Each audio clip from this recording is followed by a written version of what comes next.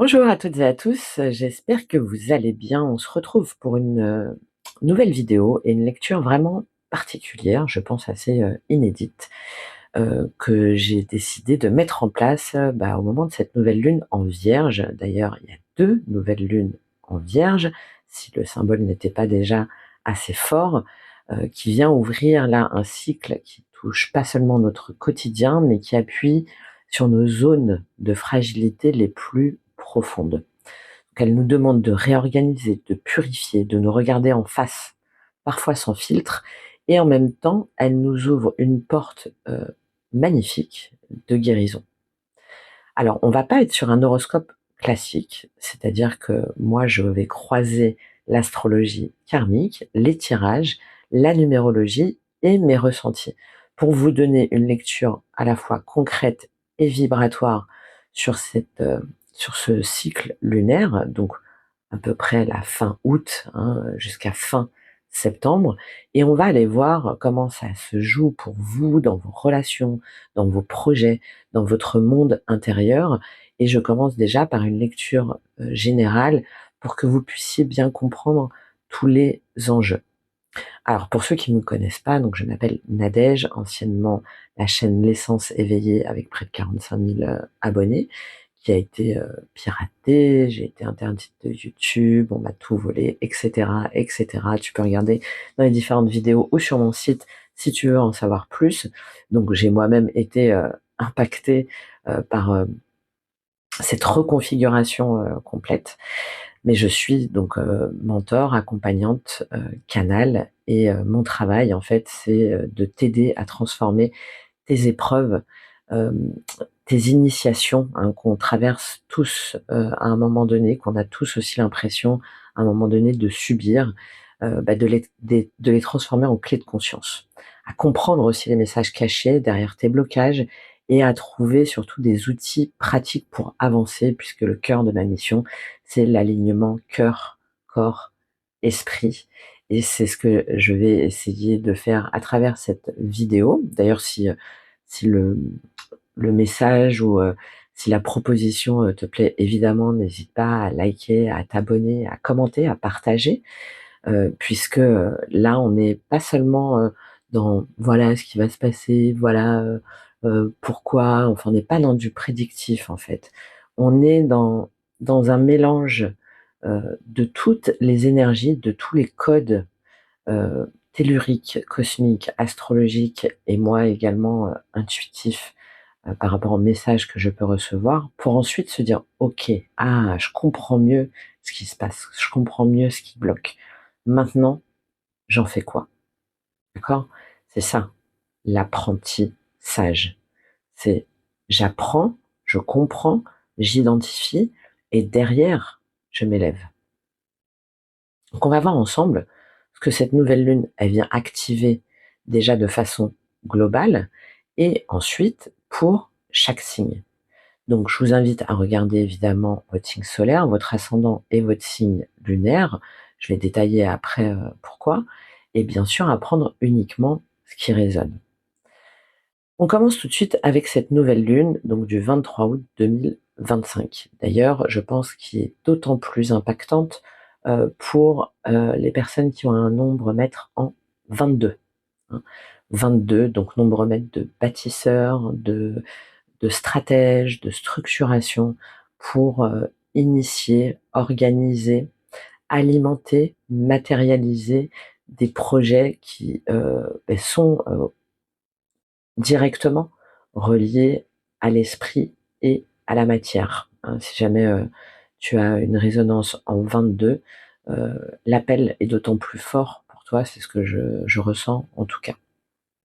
Alors cette nouvelle lune, elle est à 0 degré en Vierge et elle est en maison 12.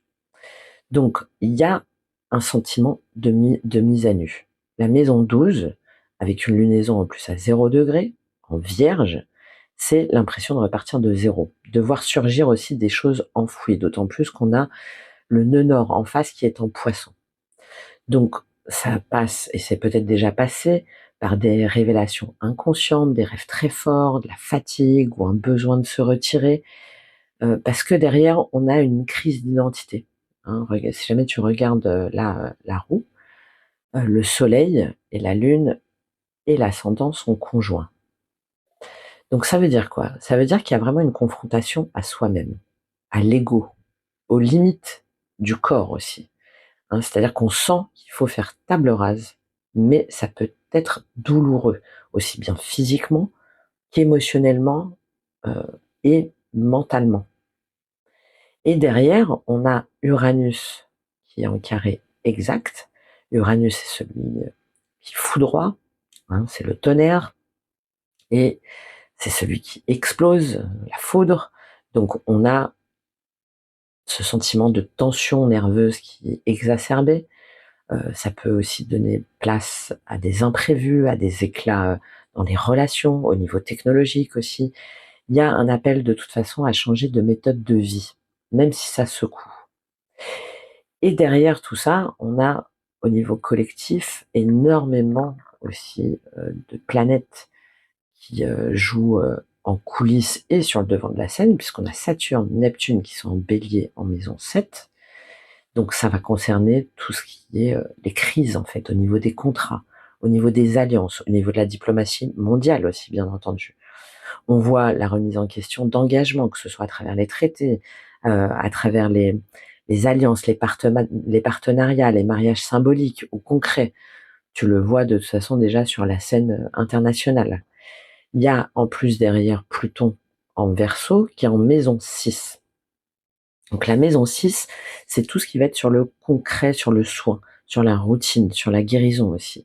Donc il y a des bouleversements dans l'organisation sociale, le travail, la santé publique, les systèmes collectifs, hein, donc en lien avec cette maison 6, donc tout ce qui va être les hôpitaux, mais aussi l'intelligence artificielle, le numérique, les syndicats avec Pluton en Verseau, qui donne une idée de transformation, de libération, de révolution.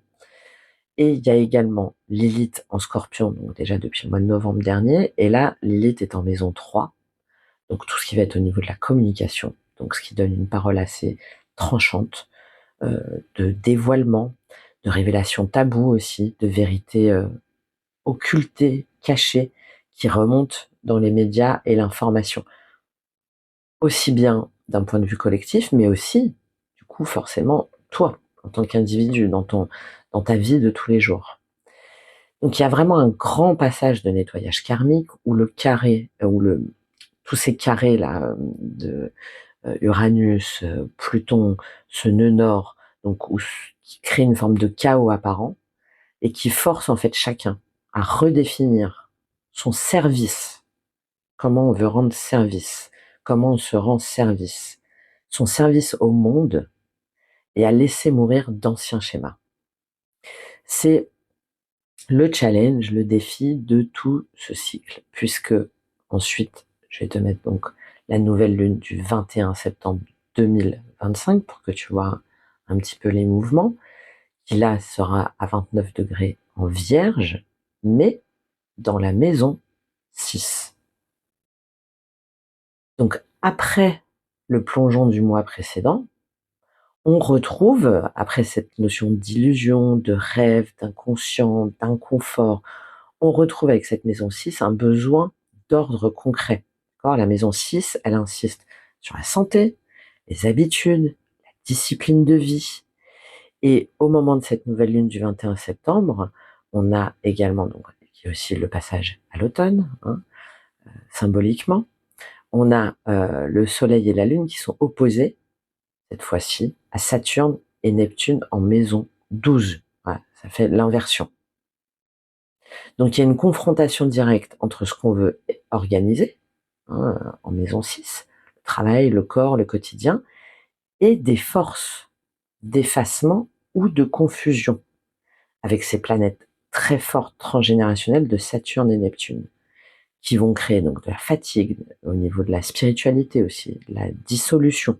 Hein, il y a énormément de flou euh, qui peuvent être potentiellement mis à nu, qui peuvent être identifiés si pendant tout ce cycle-là, tu as fait le travail, entre guillemets, hein, qui t'est proposé.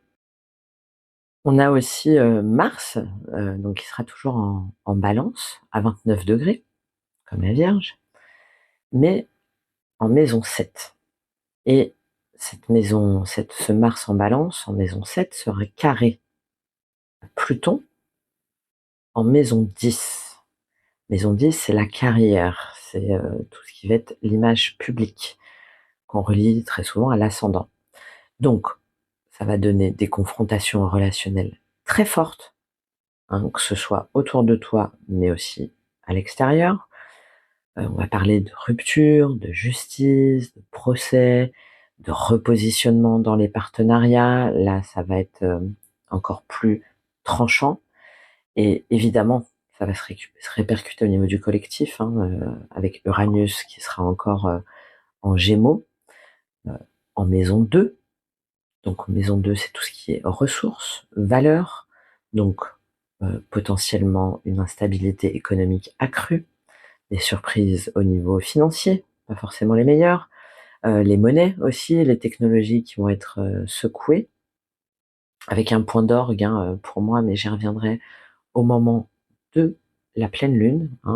Attention à cette bascule de la pleine lune, mais j'y reviendrai dans plusieurs vidéos, et également dans le cercle des alchimistes de l'âme. Il y a Pluton qui sera donc toujours en Verseau, mais en maison 10. Donc pareil, tout ce qui est mise à jour, carrière, tout ce qui est mis sur le devant de la scène.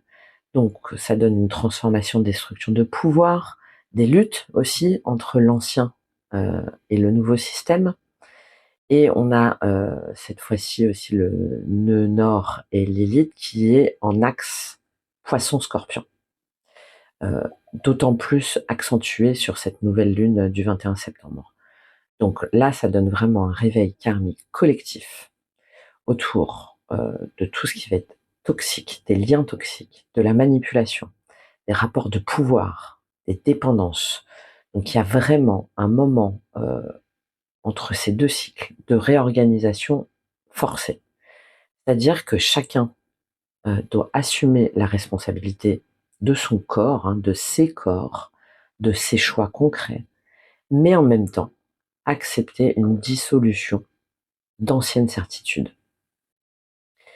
Et ça va ressortir sous forme de crispation, aussi bien au niveau individuel, mais aussi bien au niveau collectif, autour de la justice, du travail et de la répartition des richesses. On est en plein dedans. Je parlais dans une ancienne vidéo, je mettrai les liens de l'épée de lumière, du chevalier qui est adoubé, du féminin qui tend la main, mais c'est ça en fait. C'est comment est-ce que tu redeviens souverain, maître, comment est-ce que tu fais tes propres choix et comment est-ce que tu peux prendre cette épée de lumière, de clarté qui t'invite à te faire justice, mais pas n'importe comment et en tranchant des têtes, non, à te tenir prêt, suffisamment armé, vibratoirement, énergétiquement, mentalement, pour savoir le combat que toi tu souhaites mener. Pour qui, pourquoi, comment, avec qui et au nom de quoi. C'est cette évolution entre les deux nouvelles lunes. C'est-à-dire qu'on commence par un plongeon intérieur qui a déjà été très, très significatif sur l'été. Donc un plongeon intérieur dans cette 12e maison, comme je l'ai dit, une mise à nu et un nettoyage qui réveille les ombres, les secrets, les failles dans le corps, le psychisme. J'ai fait une dernière vidéo sur ce message aussi des Pléiades et d'apprendre finalement à danser avec le chaos, à danser avec l'ombre. Et on arrive un mois plus tard à une exigence d'ancrage dans la maison 6, c'est-à-dire qu'il faut trier, purifier, structurer, mettre en ordre sa vie et ses relations. Je parle presque de façon militaire parce que c'est presque ça. C'est maintenant j'avance. J'ai mis au point ma stratégie, j'ai mis au point mon plan. Je ne veux pas gagner à tout prix. C'est pas ça. C'est à quel prix je veux gagner et surtout quel est le prix, la récompense que moi je veux aller chercher, pour laquelle je veux me battre, qui vaut le coup. C'est tout le questionnement de ce nouveau cycle et qui va impacter évidemment tout le monde, quel que soit ton signe. Et c'est là que c'est intéressant, parce qu'avec le tarot et mes intuitions, plus cette configuration astrologique, j'ai même envie de dire cosmique pour le coup, ben, ça va te permettre de voir comment est-ce que ça joue davantage pour toi et de comprendre ce que peut-être tu n'arrives pas à éclaircir ou à mettre en lumière. Donc, on va aller voir au niveau de la lecture générale, là, ce qui se passe en début de mois, là, en début de cycle, ce que tu veux le plus, qui va t'aider, ton défi. On va voir au niveau relationnel, sentimental, au niveau matériel, financier, professionnel, comment ça se passe dans ton monde intérieur, spirituel, et comment tu termines le mois. Il y aura un conseil final avec l'oracle karma. Donc une lecture globale que je compléterai après par une carte en version, pour un guide en version payante si jamais ça t'intéresse. Donc là, l'objectif, c'est déjà de t'aider, de voir comment est-ce que ça joue sur les différents plans pour toi, et si tu as besoin d'aller plus loin, de savoir comment appliquer ça dans ta vie concrètement. Donc je propose un PDF qui va reprendre la problématique du mois, par exemple le besoin de lâcher prise relationnelle, ou le besoin d'une expression plus authentique, ou le besoin de redéfinir ses énergies ou ses ambitions. Bref, on verra ça ensemble. Ensuite, derrière, il va y avoir tout un décryptage karmique, cette fois-ci donc directement relié au placement par rapport au nœud nord, à Chiron, à Lilith, au vertex, aux astéroïdes aussi. Donc ce que ça raconte sur ta mission de vie, sur ton lien, sur tes liens, sur tes positionnements. On va aller voir comment ça se passe au niveau des symptômes concrets, au niveau du corps, au niveau des émotions, au niveau des comportements, au niveau des rêves éventuellement, pour que tu puisses davantage ancrer ce que tu vis. Et ensuite, on va aller voir des solutions, des pistes de guérison à travers un rituel relativement simple et un exercice ou deux, selon, encore une fois, ce qui a été tiré selon mes ressentis. Ça peut être de la PNL, pratique narrative, la gestion des émotions, un questionnement, enfin différents exercices que je peux te proposer par rapport à mon expérience, et une phrase vibratoire, un mantra qui va être directement associé à ce conseil de l'oracle karma, sur lequel j'irai en détail dans le PDF, pour pouvoir connaître en fait euh, tes énergies du mois et savoir comment est-ce que tu peux avancer. Et évidemment, je te propose aussi une lecture personnalisée à partir de ton thème, donc qui est bien entendu unique, ou un accompagnement. Tout ça se trouve en description, et sur mon site, tu peux bien entendu aller voir euh, comment est-ce que finalement moi je peux te faire descendre dans les coulisses, hein, si jamais je devais résumer, pour remonter ensuite avec avec un plan clair, hein, d'accord? C'est-à-dire comment est-ce qu'il y a une forme de chantier intérieur là, on démonte les murs, on voit la poussière, et puis à la fin on reconstruit avec de nouvelles fondations. Et c'est ce à quoi ce cycle t'invite, hein, à l'épuration, la mise en ordre et la vérité nue. Alors, pourquoi est-ce que ça peut être intéressant pour toi de regarder tes 3 signes? Puisque le signe solaire, c'est vraiment ton axe de vitalité, c'est ton «je suis», hein, c'est ton identité, et le signe solaire va montrer là où tu veux rayonner consciemment dans ta vie. Donc ça va donner une lecture sur ton élan principal. L'ascendant, lui, c'est c'est ton interface avec le monde, c'est ta manière de commencer les choses, c'est ce que tu montres aussi parfois au monde, la façon dont les gens te voient. Et les transits, là, ils touchent ici ta façon d'agir, de réagir, de t'incarner. C'est souvent très concret, en fait, hein. C'est pour ça que c'est très important aussi l'ascendant, par rapport à ton corps, à tes choix visibles, à ton quotidien. Et le signe lunaire, bah, c'est ta vie intérieure, tes émotions, ta sécurité affective, éventuellement tes blessures, tes peurs. Donc quand on regarde que le solaire, bah, on passe à côté de tout un pan émotionnel qui pourtant, très souvent, dirige tes décisions. Donc le soleil, Le solaire, pardon, c'est ton chemin conscient. L'ascendant, c'est comment ça se manifeste dans ta vie extérieure. Et le lunaire, c'est comment tu le vis intérieurement et émotionnellement. Et c'est la combinaison des trois qui donne la cohérence et qui permet de vraiment comprendre comment ce cycle va te traverser. Et comme j'ai dit, évidemment, c'est propre à chacun, mais ce qui peut être intéressant et ce que moi je te propose, mais toi aussi, tu peux essayer de regarder comment ça joue pour toi si tu t'en sens l'élan, euh, c'est de voir en fait où se trouvent les différentes planètes. Donc les planètes, ça va être c'est un message au niveau énergie, hein, chaque planète a une énergie particulière. Ensuite, dans quelle maison, c'est-à-dire dans quel secteur ça se joue, dans quel signe, donc comment ça s'exprime, et ensuite les différents aspects qui, eux, vont donner les points de tension ou de fluidité, hein, selon que c'est des carrés, des trigones, etc. Alors si jamais on prend un exemple, je vais te donner un exemple concret là sur ce cycle. Euh, pour les vierges et les béliers. Donc avec une nouvelle lune à 0 degré en Vierge maison 12, qui est en carré Uranus Gémeaux en maison 9. Alors, pour les Vierges, donc on a un début de cycle très intérieur. Et c'est le cycle des Vierges. D'accord? Donc, maison 12, fatigue, inconscient, nettoyage. Mais avec Uranus en maison 9, donc c'est tout ce qui va être relié aux croyances, à l'apprentissage, à des nouveaux horizons aussi, vient casser des repères. Donc on a une impression d'être perdu, mais c'est une ouverture vers un autre regard. D'accord? Donc par exemple, pour une vierge, c'est je ressens un reset, en fait, une reprogrammation intérieure, mon corps me parle, je dois lâcher de vieilles croyances pour avancer, mais est-ce que je vais être à la hauteur? Est-ce que je vais y arriver? Pour un bélier, donc la nouvelle lune évidemment est toujours en vierge, mais là elle est dans leur maison 6. Donc c'est tout ce qui va être par rapport au travail, à la santé, à l'hygiène de vie.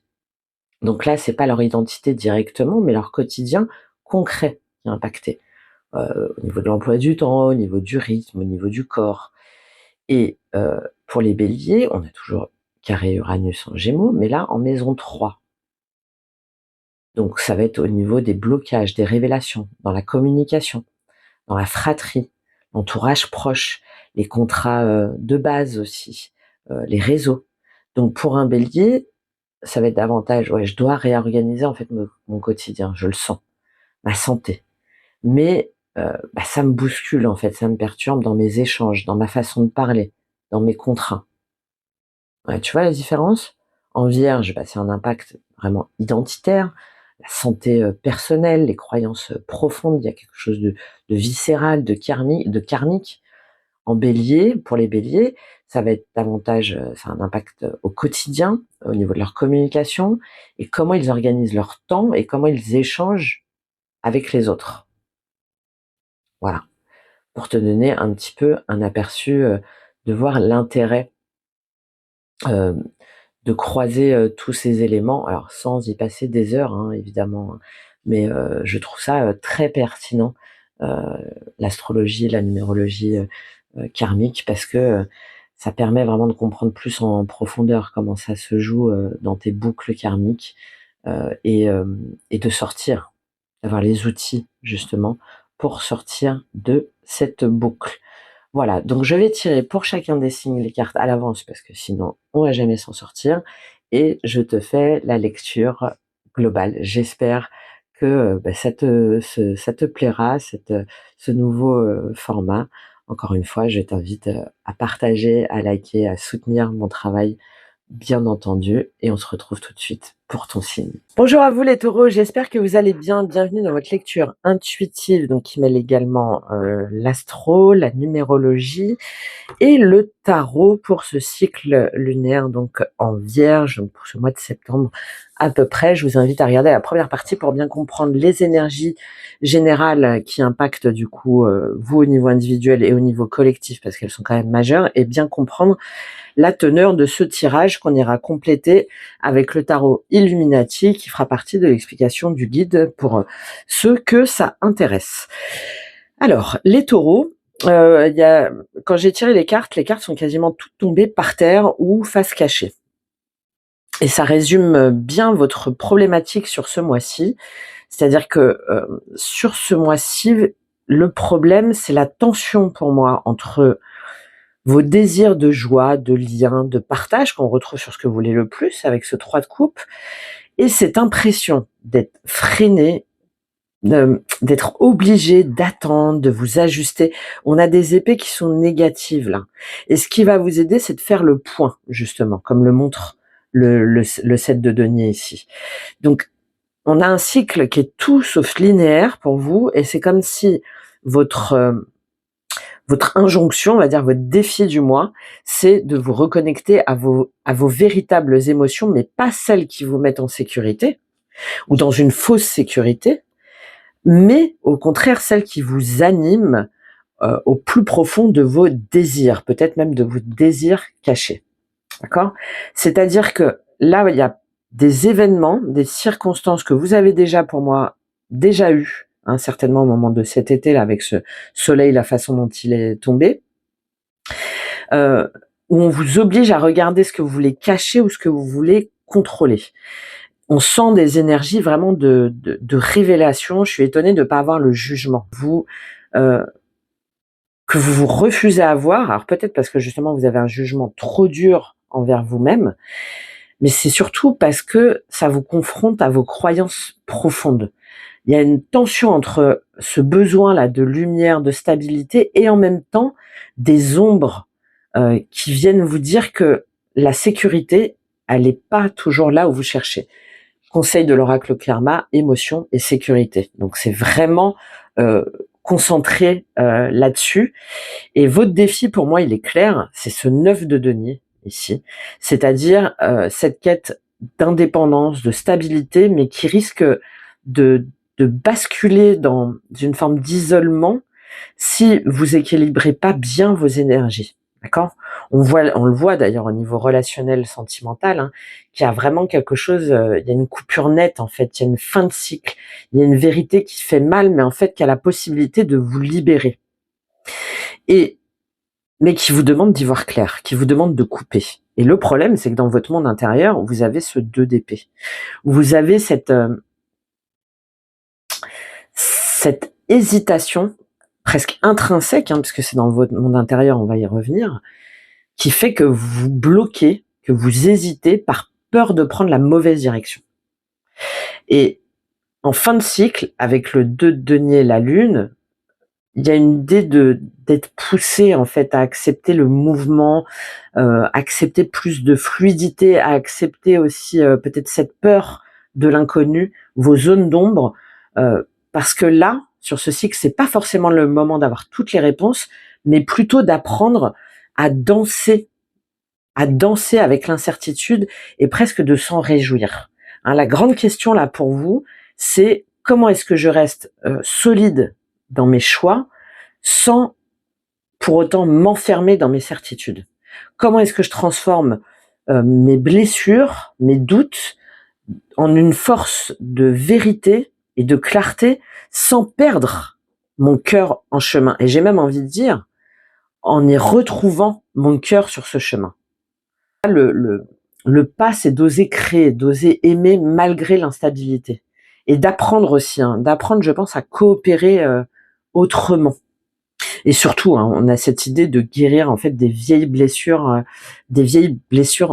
de sensation d'isolement, en faisant confiance à sa propre valeur, même si tout autour de vous semble incertain. Bon, on va aller voir ça. Début de cycle, vous avez le soleil. Bon, le soleil, c'est la clarté, c'est la lumière, c'est la vérité, c'est l'enfant intérieur, c'est la joie, c'est je me sens bien. Peut-être que vous revenez par exemple de vacances. Il est tombé par terre. Donc oui, peut-être que vous revenez de vacances, peut-être que ça vous a fait du bien, mais c'est aussi l'idée de vouloir avancer là avec cette dimension-là, de vouloir avancer vers le soleil. Donc il y a un désir de clarté, d'amour, de joie simple. Mais comme il est tombé par terre, il y a peut-être quelque chose auquel vous êtes ébloui ou qui vous a ébloui et du coup un peu brûlé, ou une vérité qui vous fait un peu mal aux yeux. D'accord ? Par exemple, ça peut être de mettre la lumière, vous pensiez à un travail, un couple ou de l'argent, quelque chose qui était stable, et en fait, vous voyez d'un coup que ça vous met face à une réalité qui est un peu plus brute, que qui, qui vous pique peut-être un peu les yeux. Et qui je pense, hein, surtout avec cette dynamique-là, qui vous confronte un petit peu à ce truc, c'est pas grave, je continue quand même, parce que je vais trouver le soleil, si je continue dans cette voie-là, je vais pas me remettre en question. Il y a quelque chose par rapport à ça qui fait que vous allez peut-être pas vers vers le bon horizon ou vers la bonne lumière, hein. Je suis obligée de le lire comme ça là, avec les cartes que j'ai autour. Peut-être que la destination que vous pensiez joyeuse, lumineuse, ou que vous pensiez être votre vérité, est peut-être la cause de cette souffrance ou de cet enfermement au niveau mental. On va aller voir. Ce que vous voulez le plus, c'est le 3 de coupe. Donc, il y a un besoin de célébrer, il y a un besoin de retrouvailles. Peut-être que ce que vous voulez le plus, c'est enfin vous retrouver bien, faire la fête, de retrouver des alliances. Attention aux excès, attention aussi aux dépendances relationnelles. C'est bien, hein, c'est bien, mais avec le 3 de coupe, c'est peut-être un peu superficiel. Vous voulez enfin vous sentir bien, voilà, avec les bonnes personnes, avec les bonnes énergies, avec les bons cercles, avec les bons amis. Mais est-ce que c'est forcément ce que vous croyez avec ce soleil mal aspecté? C'est pas sûr. Par exemple, vous voulez peut-être absolument chercher une validation dans un groupe, dans un cercle, où vous avez besoin du soutien de vos proches pour vous sentir assez. Hein, c'est comme si le soleil, vous alliez le chercher à l'extérieur, alors qu'en fait, tout vous pousse à dire que déjà, il faut vous reconnecter à votre soleil intérieur si jamais vous prenez le temps de réfléchir à ce qui vous manque vraiment, à ce qui vous manque vraiment. Et justement, ce qui va vous aider, c'est le 7 de denier. Le 7 de denier, c'est de faire preuve de patience, de maturation. C'est-à-dire d'accepter que peut-être qu'il y a des fruits qui sont pas encore prêts à être récoltés. Par exemple, un projet financier ou une relation qui demande du temps. Ou ne pas forcément vouloir forcer les choses qui mèneraient à l'échec, hein. C'est très relié à valeur et argent dans l'axe 2-8, c'est-à-dire ressources personnelles, argent, et en même temps l'axe 8, transformation. Là, ça me fait penser évidemment au processus alchimique. Ce qui vous aide, c'est comment est-ce que je transforme mes ressources, mes valeurs. 8, transformation, karma, maturation, mort et renaissance, en quelque chose en or. Hein, d'accord ? Comment est-ce que je transforme le plomb en or ? Est-ce que j'ai investi au bon endroit ? Est-ce que j'ai investi mon argent, mon temps, mon énergie au bon endroit ? Est-ce que finalement, ce que j'ai absolument semé en pensant récolter, ça n'a pas fini par me brûler ? Hein, je le vois comme ça. De réfléchir à ça. C'est-à-dire, est-ce que finalement, il y a Uranus, hein, en plus, qui vient jouer. Uranus, ça vient secouer un petit peu votre sécurité. Donc, comment est-ce que je peux faire face aussi aux imprévus ? Comment est-ce que je peux m'ouvrir aussi à des nouvelles opportunités ? Parce que le 7 de denier, on fait un bilan, peut-être depuis 7 mois, depuis 7 ans. Ok, ce que j'ai semé, est-ce que ce que j'ai investi, est-ce que finalement j'en récolte les fruits ? Et si jamais c'est pas le cas, comment est-ce que cette fois-ci, je prends mon temps pour vraiment m'investir émotionnellement, matériellement, financièrement, et cette fois-ci vraiment pouvoir en bénéficier sans être déçu. Là, il y a une grande déception pour vous. Et donc, ce qui vous aide, c'est de prendre ce temps d'introspection. Le set de données, ça me fait beaucoup penser à la loi une des lois du karma, hein, on récolte ce que l'on sème. Qu'est-ce que j'ai semé? Qu'est-ce que j'ai récolté? Et aujourd'hui, qu'est-ce que je veux semer? Et pour en récolter quoi? Et à quel prix? Pour qui et pourquoi? Est-ce que c'est seulement parce que je veux absolument ce soleil quitte à m'y brûler? Ou est-ce que c'est parce que je sens que j'ai vraiment quelque chose à faire, quelque chose à, à, à installer, quelque chose à mettre en place, et je sais que c'est vraiment ce qui me plaît, que c'est vraiment mon or intérieur. C'est ce qui va vous aider. D'autant plus que votre défi, c'est le 9 de denier. C'est pour ça que je le lis comme ça. D'accord? Qu'est-ce qui fait que vous vous bloquez sur ce 9 de denier? Est-ce que vous avez peur d'être seul? Est-ce que vous vous sentez dépendant ou dépendante d'un partenaire, d'un boulot, d'un système? Votre défi, c'est d'assumer votre propre valeur, indépendamment du regard des autres. Vous avez Pluton en Verseau qui est dans votre maison 10, c'est-à-dire qui parle de mutation. Pluton en Verseau, c'est celui qui vient détruire, en fait, bousculer les croyances, les pensées limitantes. Il y a un air révolutionnaire. Et dans votre maison 10, c'est par rapport à ce 9 de denier, c'est par rapport à votre carrière, à votre image, à votre travail. Donc, peut-être que votre défi, c'est d'accepter ou de voir une mutation professionnelle ou un changement de votre image au niveau public. Il y a l'idée de changer complètement aussi de posture sociale. Votre défi, c'est moi. Moi, en tant que 9 de denier, c'est-à-dire est-ce que vraiment j'ai envie de lancer une entreprise en étant indépendante, parce que c'est beaucoup ça, le 9 de denier. Comment je me sentirais si jamais j'étais autonome?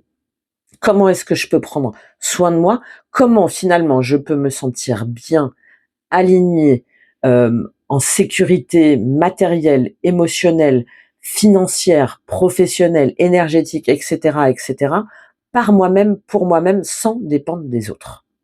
C'est votre défi. Et si jamais vous n'arrivez pas à faire ce pas, à vous lancer par exemple votre activité indépendante, ou à prendre votre autonomie relationnelle sentimentale, parce que vous avez quand même le 10 d'épée, dans la sphère relationnelle sentimentale, qu'est-ce qui vous bloque? Qu'est-ce qui vous fait peur? Qu'est-ce qui vous empêche d'être pleinement dans ce 9 de denier? Qu'est-ce qui vous empêche de jouir de la vie sans rendre des comptes, sans attendre la validation et sans demander des comptes à personne? Bon, on ira compléter évidemment. Il y a, c'est intéressant, je vais en reparler après, mais vous avez Lilith et Chiron qui est dans votre maison 3, hein, au niveau de la communication, de l'apprentissage. Donc c'est votre blessure, hein. Il y a un problème par rapport à l'isolement, par rapport à l'indépendance, qui, comme si c'était votre plus grande frayeur. Il y a quelque chose en lien par rapport à ça. Niveau relationnel sentimental, 10 d'épée. 10 d'épée, c'est fin de cycle. Ça y est, on s'est pris suffisamment d'épée dans le cœur, dans l'esprit, dans le mental, et on arrive à la fin. Cette fin, 10, qui va amener vers un as que vous avez du mal puisqu'il est tombé aussi caché et par terre, c'est bon, maintenant c'est terminé, j'arrête de souffrir, j'arrête il y en a peut-être où il y a des maux de tête, il y a des migraines, il y a au niveau peut-être de la colonne vertébrale, c'est stop, que ce soit au niveau d'un couple, que ce soit au niveau d'une famille, au niveau d'amis proches, 10 d'épée, c'est terminé. Il y a une rupture de schéma. Donc c'est peut-être une fin brutale ou une prise de conscience douloureuse, mais si jamais elle est bien, non pas intellectualisée, mais bien interprétée pour ne pas continuer dans ce 10 d'épée, elle vous ouvre vers quelque chose de beaucoup plus clair. Donc peut-être qu'il va y avoir aussi le coup final, entre guillemets, sur un mensonge qui va être révélé, ou une illusion qui tombe, je pense qu'elle est déjà tombée, mais dont vous avez peut-être pas encore complètement pris conscience. Une relation karmique aussi, qui touche son point de non-retour. Là, ça y est, stop, c'est terminé, j'arrête de me laisser engloutir, j'arrête de me laisser tirer dessus comme ça et de me faire du mal encore et encore. Hein. Il y a Lilith, la lune noire, et vous avez aussi Pluton, qui est très importante là pour vous, parce que ça vous force en fait. Il y a des tensions, ces tensions et révélations. C'est aussi peut-être la prise de conscience de relations passionnelles, mais qui sont explosives en fait, et qui, plutôt que de vous porter, vous ont complètement mis à terre. Donc, il y a vraiment l'idée d'une rupture brutale ou d'une mise en lumière d'un désir peut-être caché ou inassouvi, et là, vous en prenez conscience sur ce mois-ci. D'autant plus que, et on ira voir aussi dans le guide en détail, mais vous avez le vertex, donc qui est le point de destinée, souvent qui amène à des rencontres ou à des situations, qui est en bélier dans votre maison 12. Donc, on parle beaucoup de tout ce qui va être au niveau du destin caché, des rencontres karmiques, mais à travers des choses un peu secrètes, spirituelles ou thérapeutiques, et de vous rendre compte que finalement cette relation, cette rencontre, cette situation-là dans votre sphère relationnelle sentimentale, c'est pour vous permettre de mettre fin à un cycle de sacrifice. Hein, je le vois beaucoup comme ça, moi. Matériel, professionnel, concret, financier, on a l'as d'épée. Hein, donc tout ce qui va être dans le concret, dans votre vie. Ça peut être en rapport avec une activité, un boulot, votre environnement direct. L'as d'épée, pareil, qui est tombé de façon complètement dissonante par terre. Donc on le voit bien, 10 as. Si jamais c'est au niveau relationnel, sentimental, ça vous parle, l'as d'épée, là, ça vous parle de maintenant, stop, pour reprendre mon énergie, pour reprendre ma lucidité, je coupe avec ce 10 d'épée. Je coupe avec cette situation qui m'a trop longtemps mise sous terre. D'accord ? C'est ça, l'as d'épée. C'est aussi le fait de... Moi, je pense que vous allez... En fait, il y a un double mouvement pour moi. C'est-à-dire que vous allez recevoir des nouvelles. L'as d'épée, ça nous parle aussi de révélation, de vérité, il y a quelque chose qui vient... As, ça vient toujours... Les as viennent toujours d'une intuition, d'une lumière, d'un message, que ce soit dans visible ou dans l'invisible. Donc, soit vous allez définitivement prendre conscience de ce qui vous enchaînait, et à ce moment-là, donc soit à travers une guidance par exemple, ou une prise de conscience, ou une discussion, et là vous allez vous dire non mais maintenant c'est terminé, je casse ce schéma-là pour pouvoir m'en affranchir et vraiment me libérer et faire ce que je veux, parce que je sais que je dois couper ce nœud. D'accord ? Ça peut être aussi un nouveau contrat. Mais comme la carte elle est tombée par terre, et qu'on a le 2 d'épée dans la dimension intérieure et spirituelle, il y a quand même cette idée de blocage mentaux. Il y a aussi peut-être une peur d'affirmer une vérité. Ça peut être par exemple, je sais que je dois partir, je sais que je dois changer de boulot, je sais que je dois quitter cette relation, je sais que je dois couper avec ce schéma karmique. Je le sais. Mais j'ai du mal à définitivement trancher. J'ai du mal à poser cette parole. Ça reste coincé. Ça reste coincé dans ma gorge. Et pourtant, encore une fois, avec Pluton, Lilith, Uranus, avec les configurations que vous avez, on a une idée de transformation de son image. C'est-à-dire de ne plus se cacher derrière un ancien costume. Là, vous avez pour moi la possibilité de voir en face, ou d'avoir comme un éclair de génie un peu sur une reconversion, mais radicale, ou sur une révélation, ou sur un projet alors qui peut-être choque l'entourage, mais qui vous, par contre, vous permet de saisir des nouvelles opportunités. Faudrait que j'aille voir, il y a Jupiter qui est en Cancer, faudrait que j'aille voir où c'est pour vous. Mais on a cette idée d'expansion en tout cas, si jamais vous osez communiquer, si jamais vous osez dire, si jamais vous osez écrire, si jamais vous osez saisir les contacts qui vous permettent d'être dans cet as d'épée, dans ce soleil de façon lumineuse. Et je pense qu'il y a peut-être des synchronicités ou des signes ou des messages que vous voyez pas forcément sous le bon angle. Bon, évidemment, ça va pas parler à tout le monde, on ira compléter avec les cartes. Je le dis parce que dans votre monde intérieur, vous avez le 2 d'épée. Donc on voit bien quand je vous parlais de vérité qui brûle ou de choses... bon, le 2 d'épée, c'est ça, hein, surtout ici. 2 d'épée, c'est je me sens enfermée, je me sens bloquée, j'ai les yeux fermés et je refuse de voir.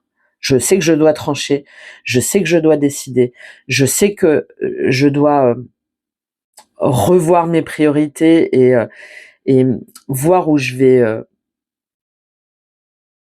où je vais semer mes graines pour pouvoir enfin jaillir autrement, pour pouvoir enfin,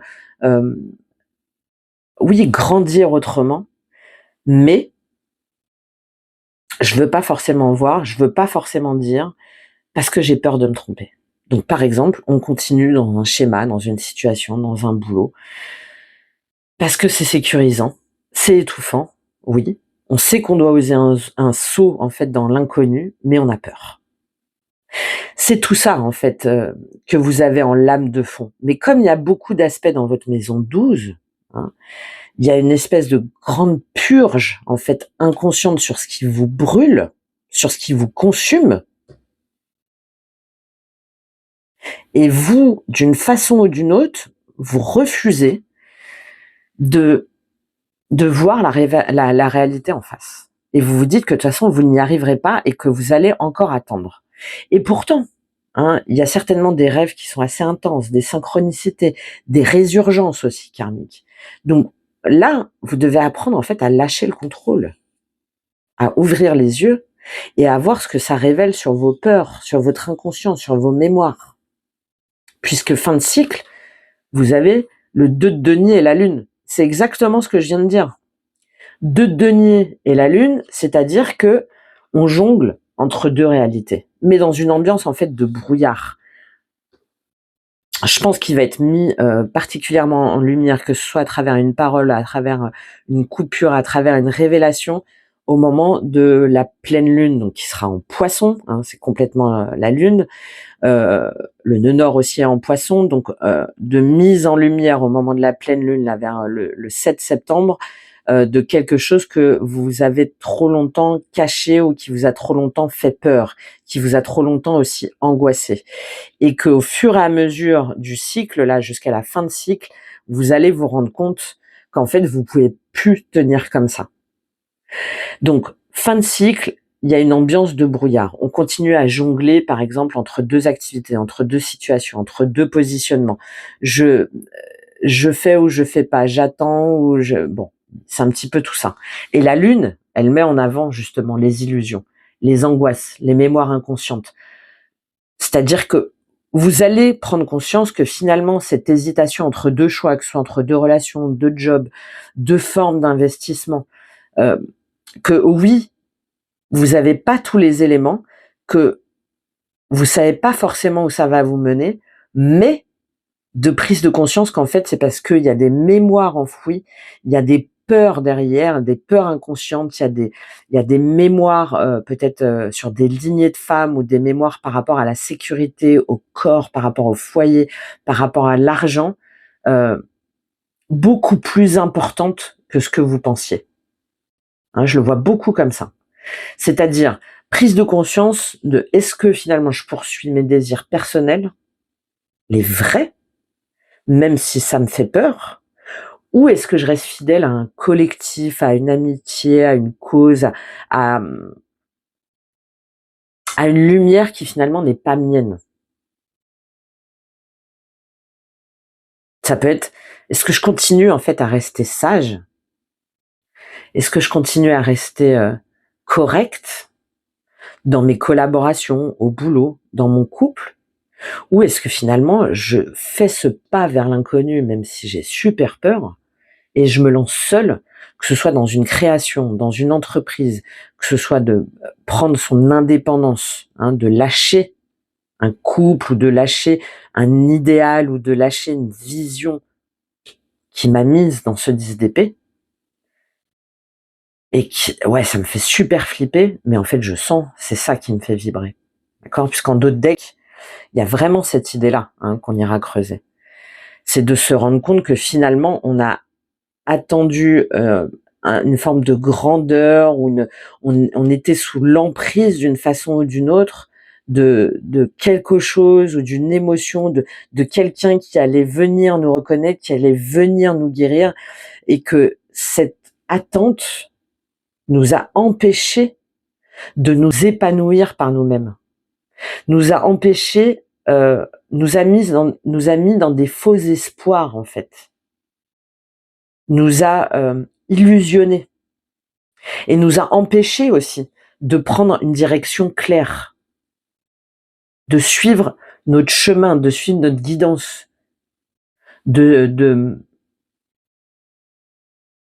c'est comme si là on avait cette idée de comment est-ce que je lâche une forme d'obsession de contrôle qui m'enferme, ou d'une énergie en face de moi qui m'a trop longtemps enfermé et contrôlé, pour reprendre mes énergies à moi, et on conseille, et pour surtout laisser parler mes émotions, accueillir ce qui remonte au lieu de le refouler, et trouver en moi et pas à l'extérieur ce que révèlent ces émotions enfouies. Derrière, vous avez la force et le reflet. Donc soit c'est par rapport à une situation, soit c'est par rapport à une relation, soit c'est par rapport à un schéma de vie ou à une autorité extérieure dont vous pouvez aujourd'hui vous affranchir, parce que c'est le reflet d'engagement qui aujourd'hui vous empêche d'être dans votre indépendance, quelle qu'elle soit. Voilà. Bon, on va aller compléter avec les cartes pour vous. Donc, comment est-ce que vous acceptez, en fait, c'est ça, que ce cycle va pas forcément vous donner toutes les réponses, mais que, au contraire, ça vous permet de vous arrêter de chercher la sécurité absolue et à l'extérieur de vous, pour revenir à votre cœur, à votre créativité, à votre choix d'âme, en fait. À votre choix d'âme. Bon, on va aller un peu plus loin avec les cartes complémentaires pour voir ce qui se cache justement dans chaque domaine. Donc ça va être développé dans le guide et ça va nous permettre de bien faire les liens avec tous les axes que vous avez au niveau astro. Alors, avec le soleil, on va voir si cette lumière, elle est plutôt libératrice, révélatrice, ou si elle vient appuyer justement sur une blessure, une exposition forcée. Qu'est-ce qu'on a avec ce soleil pour vous? Qu'est-ce qu'on a avec ce soleil pour vous? Waouh! Il y en a un paquet de choses, mais évidemment, on va pas tout prendre. Bon, et on voyait qu'il y avait le 7 de coupe. Illusion, imaginaire. Qu'est-ce qu'on a avec ce soleil pour vous? 4 de bâton, c'est ça. Par rapport à vos structures, par rapport à votre vision de l'engagement, par rapport à votre vision de la célébration, par rapport à... Qu'est-ce qui vous engage, qu'est-ce qui vous désengage? Et voilà, le jugement est là. Qu'est-ce qui vraiment correspond à votre vision du bonheur, à votre vision de l'harmonie, et laquelle on vous a trop longtemps imposé, ou vous-même vous êtes trop longtemps imposé? C'est exactement ça. Donc on a bien cette idée de blessure par rapport à un engagement qui ne vous appartient pas, en fait. Il y a quelque chose de très karmique là. Très karmique. Alors, ce que vous désirez le plus avec le 3 de coupe, est-ce que c'est un appel au lien vrai, ou est-ce que c'est quelque chose de plus superficiel? Ce que vous voulez le plus? Le pape. Ben oui, vous voulez un engagement, vous voulez y voir clair. On retrouve ce pape-là. C'est votre carte en plus, les taureaux. Vous voulez vous retrouver sur votre bon chemin. Exactement. Je vous parlais de la créativité, la joie, l'enfant, etc. C'est très relié à la maison 5. On ira voir là pour vous sur quoi ça se joue. Parce que c'est exactement ce que je disais dans l'intro là. Il y a quelque chose par rapport à cette maison 5, donc l'enfant intérieur, l'amour, la créativité, les enfants aussi dans la vie, dont vous avez des choses à apprendre et dont vous devez aussi vous défaire. Parce que le problème du pape, c'est votre carte, c'est que des fois il a un côté un peu trop rigide. Donc c'est comment est-ce que je me retrouve avec les bonnes personnes dans des liens vrais en étant sur mon chemin, en étant aussi dans le bon enseignement, dans la bonne voie. Ok, qu'est-ce qu'on a avec ce 7 de denier? Est-ce qu'on vous demande de patienter, de construire, ou au contraire d'arrêter de repousser et d'agir? On va voir c'est quoi cette aide avec ce 7 de denier. Qu'est-ce qu'on a? Le roi de coupe. De devenir votre propre guide. Votre propre guide spirituel, votre propre force, votre propre affirmation de qui vous aimez, de comment vous voulez aimer, exactement. C'est ce pape, mais qui est connecté à son cœur et non pas à des croyances ou à une forme un petit peu d'auto-limitation. C'est ça qui va vous aider. Alors, on continue sur les défis du 9 de denier. Est-ce que c'est quelque chose, une solitude qui est fertile? Est-ce que c'est une indépendance bien vécue? Ou est-ce qu'il y a un risque de tomber dans l'isolement ou la rigidité? C'est quoi ce défi avec ce 9 de denier? Et voilà, 6 d'épée. Changer d'état d'esprit, de vision, de partir quand c'est nécessaire. Ouais, il y a vraiment une blessure là, au niveau de la sécurité émotionnelle, au niveau de l'indépendance. Au niveau de l'indépendance. Donc là, c'est vraiment pleinement pour moi lié à Lilith et Chiron. D'accord, on continue sur ce 10 d'épée. Au niveau, comment est-ce qu'on va éclairer? Est-ce que c'est une vraie coupure? Est-ce que ça vous libère? Est-ce que c'est un sentiment de trahison qui demande encore à être digéré? Là, de toute façon, j'ai des personnes où, au niveau de la digestion, je pense que c'est assez compliqué. Ça aussi, je le développe dans le guide.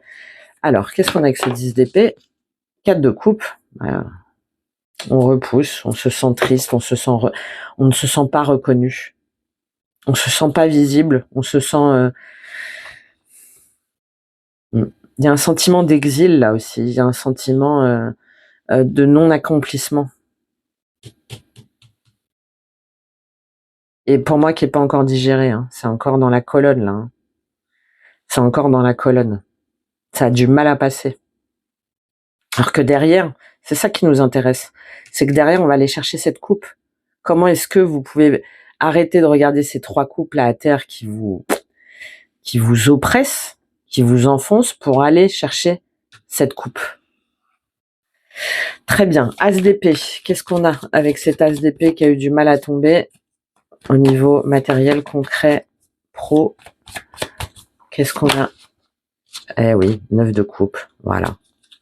D'aller chercher votre cadeau, d'aller chercher votre récompense pour vous, de vous accorder aussi le droit au bonheur, de vous accorder le droit à être bien. 9-9. On a beaucoup une énergie de fin de cycle là. Une énergie de fin de cycle qui va être bouclée sur justement sur ce mois de septembre là. Très bien, ok. 2 d'épée au niveau de votre monde intérieur. Qu'est-ce qu'on a au niveau de ce 2 d'épée? La mort. Et voilà. Et voilà, ça se joue. La mort.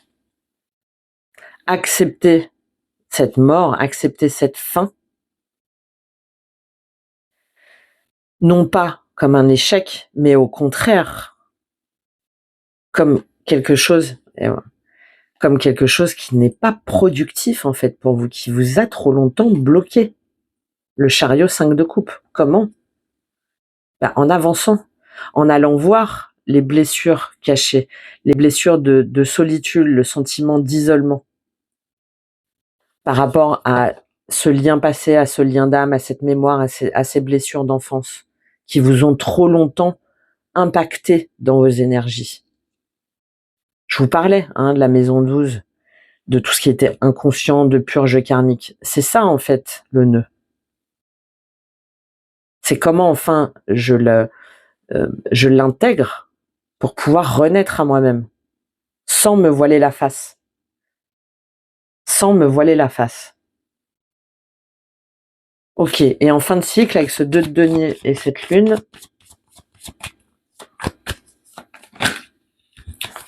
il y a 3 deniers et le diable qui a voulu tomber, mais j'en voudrais qu'une. Avec le 2 de denier et la lune en fin de cycle, qu'est-ce qu'on a? 5 de coupe. Eh oui. Faire le deuil. Et vous voyez, 5 de coupe, 6 de coupe, ça revient comme là. Faire le deuil sur une relation passée, sur une mémoire passée, sur un lien d'âme. 8 de denier, reine de denier. En apprenant, en fait. C'est comme si, là, tout ce qui vous est arrivé, vous aviez la possibilité d'apprendre sur vous, de vous reconstruire à partir de vos véritables besoins. Alors peut-être que ça demande une formation, une reconversion, si jamais c'est dans le domaine professionnel, mais c'est réjouissant dans le sens où cette perte, cette sensation d'isolement, d'échec,